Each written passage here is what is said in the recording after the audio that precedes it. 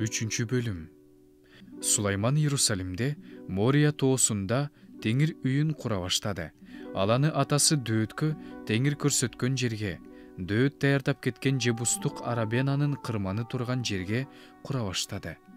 Үйдү ал падышачылык бийлигинин 4-жылында, 2-айдын 2-күнүндө кура баштады. Сулайман куруп жаткан Кудай үйүнүн пайдабалынын узундугу мурунку чен өлчөм боюнча 60 чыканак, туурасы 20 чыканак болду. Үйдүн кире бериш бөлмөсүнүн узундугу имараттын туурасы сыяктуу эле 20 чыканак, ал эми бийиктиги 120 чыканак болду. Анын ички бетин таза алтын менен каптады. Негизги имаратты кипарис жыгачтары менен каптап чыгып, анын үстүнөн эң жакшы алтын менен каптады да, анын бетине пальмалардын жалбырактары менен чынжырчаларды чыгарды. Кооздук үчүн үйдүн дубалдарын асыл таштар менен каптады. Алтындар Парбайымдын алтындары эле.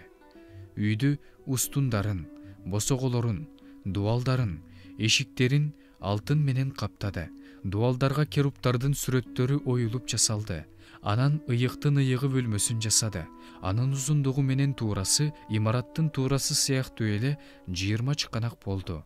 Аны 600 талант таза алтын менен каптады. Мыктардын салмагы 50 шекел алтын болду. Ошондой эле үстүнкү бөлмөлөрдү да алтын менен каптады.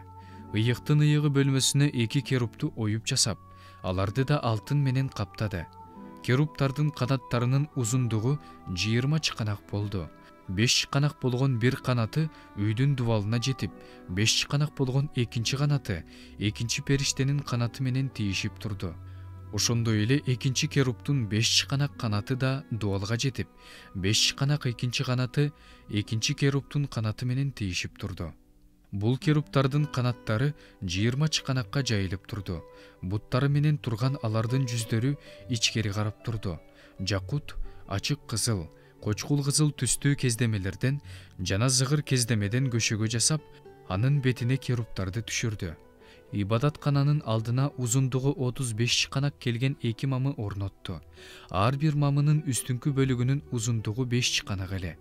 Ыйык чайдыкындай чынжырларды жасап, аларды мамылардын баш жагына койду. Жүзанар жемишин жасап, чынжырчалардын үстүнө койду.